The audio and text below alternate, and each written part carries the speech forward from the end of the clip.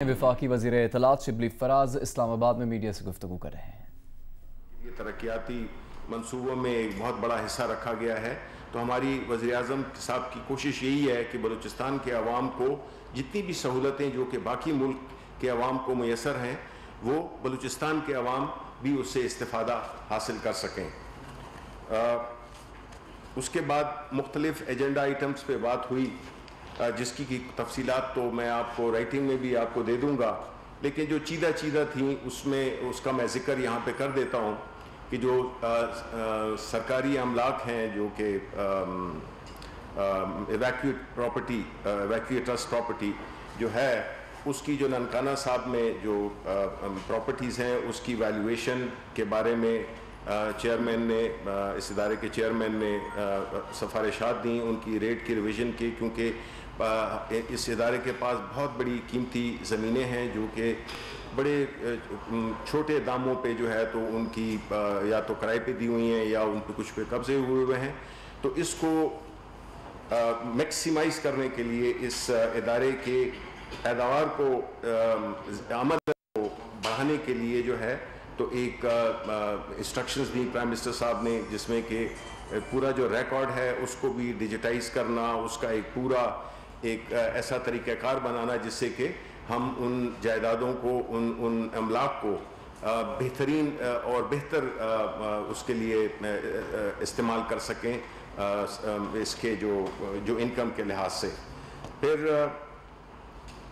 جو ایک اور اہم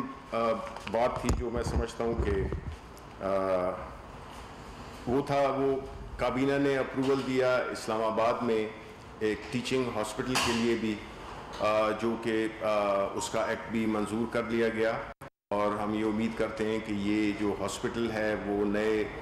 خطوط پر بنے گا، جس میں کہ جو ہیلتھ سیکٹر ہے، جو کہ آپ کو پتہ ہے کہ خاص طور پہ ابھی کورونا کے سچویشن میں ہم نے یہ دیکھا ہے کہ کس طرح کا ہمارا جو صحت کا انفراسٹرکچر ہے وہ کتنا کمزور تھا، اور اس پہ کبھی توجہ نہیں دی گئی،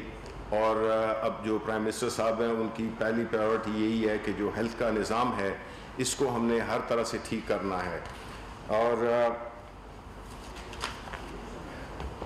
اس کے علاوہ جو مختلف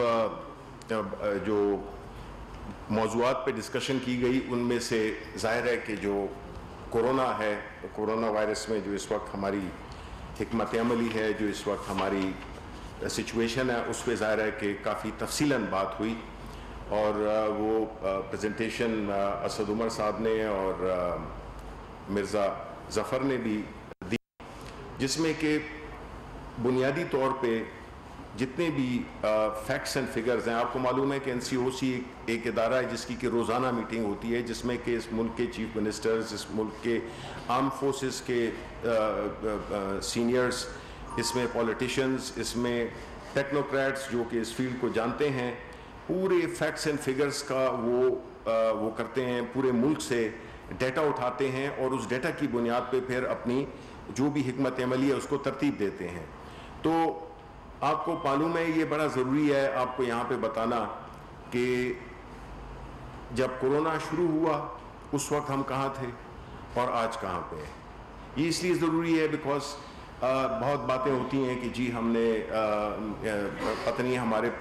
یہ کنٹرول میں ہے یا نہیں ہے، یا ہم نے کیا کیا، اپوزیشن مختلف قسم کی کنفیوژن پھیلاتی رہتی ہے۔ تو میں آپ کو بتاتا چلوں کہ جب کورونا وائرس شروع ہوا تھا تو اس وقت ہمارے ملک میں جو ٹیسٹنگ لیبارٹریز تھیں وہ صرف 2 تھیں۔ اب اللہ تعالیٰ کے فضل سے، اور یہ کوئی سالوں کی بات نہیں ہے، یہ ہفتوں کی بات ہے کہ ہم نے 8 سے 10 ہفتوں میں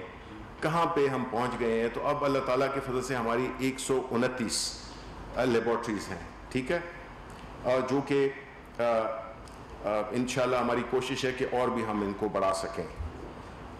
اس سے پہلے جب 15 مارچ تھا تو اس وقت ہمارے 472 ٹیسٹ روزانہ ہوتے تھے۔ اب اللہ تعالیٰ کے فضل سے پچھلے 24 گھنٹے میں جو ہمارے جو ٹیسٹ ہوئے ہیں، اب ہماری صلاحیت 50,000 تک پہنچ گئی ہے، اور اینڈ جولائی میں یہ تقریباً 1,50,000 تک پہنچ جائے گی۔ جی پھر اس طرح جو وینٹیلیٹرز تھے جو کہ ایک بہت ہی سوفسٹیکیٹڈ اور ذرا مہنگی مشین ہے، وہ جو ہے تو ہمارے پاس اس وقت 2200 کے قریب تھے اور اب اس کی تعداد 4000 سے ہے۔ 2150 بیڈز جو ہے تو انشاءاللہ اگلے مہینے میں وہ بھی تیار ہو جائیں گے۔ لیکن یہاں میں یہ کہتا چلوں کہ جو آکسیجن کا جہاں تک تعلق ہے، یہ ایک ایسی بڑی اس وقت اس کی ڈیمانڈ بھی ہے اور ضرورت بھی ہے،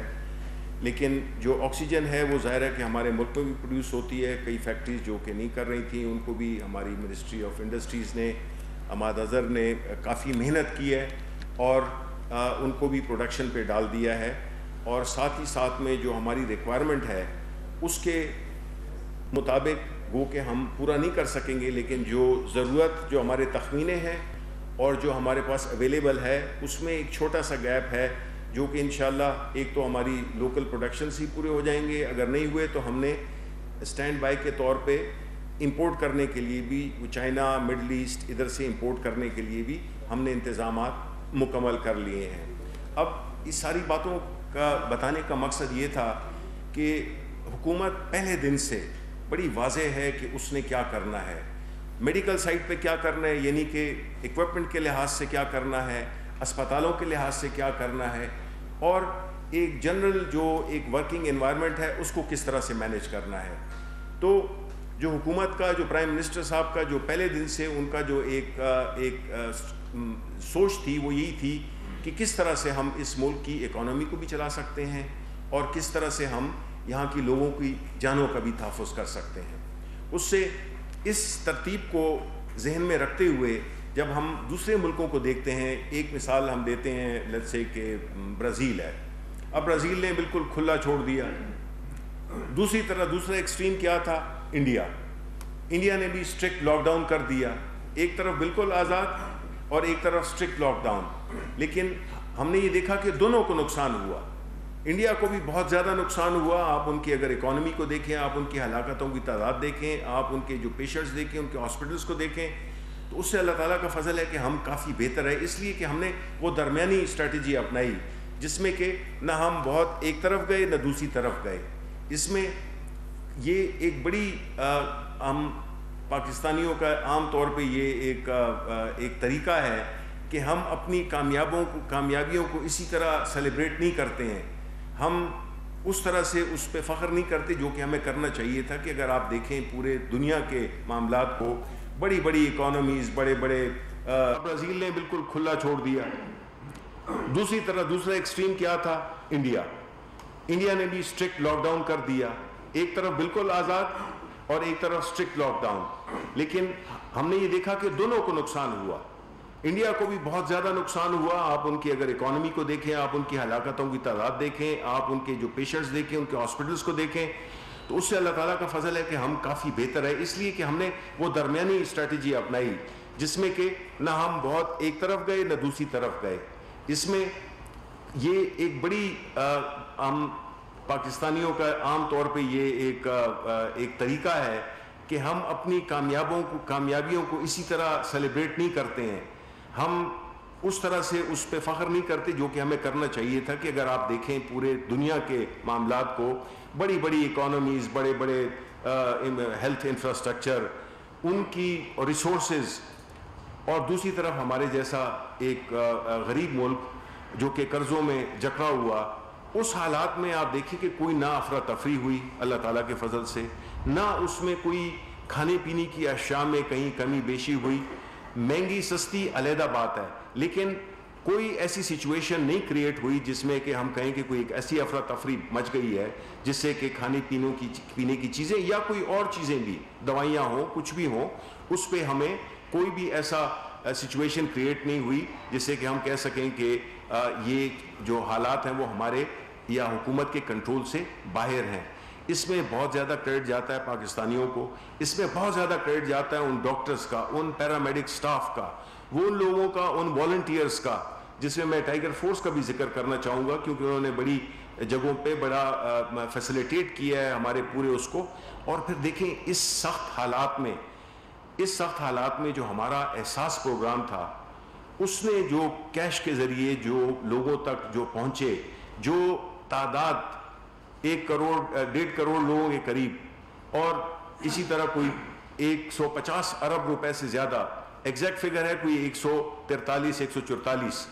के अमाउंट पहुँचाए, और वो उन लोगों तक पहुँचाए जिनके पास कोई ज़रिए आमदन नहीं था। और जिस शफाफियत से कि इस पे हमारे जो अपोजिशन के दोस्त हैं उन्होंने वो भी एतराज़ नहीं कर सके। तो ये एक बहुत बड़ी अचीवमेंट है कि इस मुल्क में एक ऐसा निज़ाम भी है, बावजूद हमारी बेसरो सामानियों के, बावजूद हमारे सिस्टम्स जो कि नहीं बने इतने अरसे में, उसके बावजूद भी जो है तो हमने इस सख्त वबा को वफाकी वज़ीर इत्तलात शिबली फराज इस्लामाबाद में प्रेस कॉन्फ्रेंस कर रहे हैं।